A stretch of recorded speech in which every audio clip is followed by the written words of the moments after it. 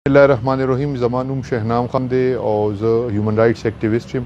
ما سره سار د مردان نه څه کسانو رابطه وکړه او هغوی ماته وویل چې یاره دلته کې نن بیا یو اووه یا اتو کالو ماشوم چې دی هغه سره بیا ظلم زیاتې شوی دی او هغه د بربریت شکار شوی دی.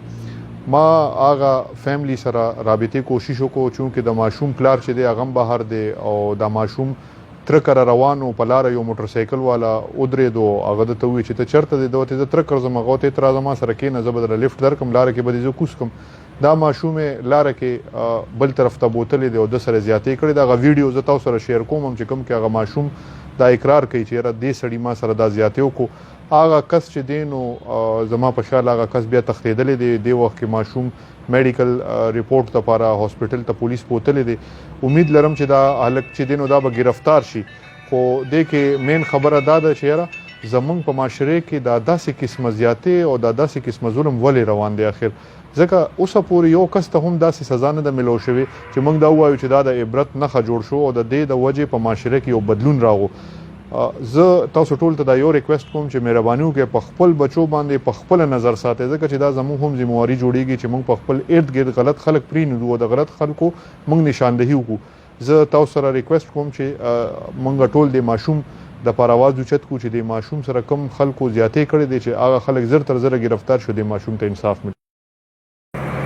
دا قسمونه خوري ما ماشوم دې دا خبره منل کیږي او زمون خبره نه منل کیږي. سیر دوی بچي سیر دوی الله پاک لک صبر کړه عالم دې ما دې تر وخت جوړې دي سر کنټرول په دې کله تبزه ولې راخې جو ماما جی پاک ولې راخې جو ولې دوه راتلم بالولي صدراتله نو بالولي تر راتلم روانو بل راو بټای لازم بټای له ماما څخه چلته په غیرت نه بالولي ته درا وستو به خواجه قسمه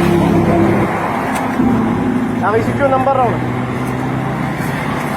سره دې چل کې الله پاک ما فتو څه مسله ده به غیرت د دایمه زالک راخي جوړه دغه ته چې نو لا څه مسله ده ما شو ګور دا ماشوم سوي دا ماشوم ته رامو ته مخامخ دا پولیس ته وایي قاری صاحب دا رنګ ورته د پولیس ته رنګ ورته تاسو پلان نمبر نشته دی ترم نه سمجھتا زه اوس د چا نمبر هم نشته چې کور والی راشي ما ته بلاو الله په کلام باندې بدل لاس کې زمغه وینه غټ کې د دې ماشوم نه ولې غټ تا د سوي بچا نه تا د سوي تمکو کې ته سوي تمکو کې ما ته وایي ته نو راوایلا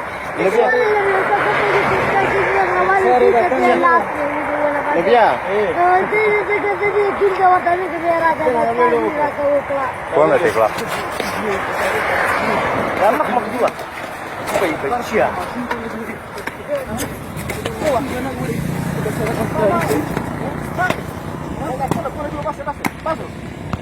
باسکا ملتے باسکا پریدا بس پریدا باسکا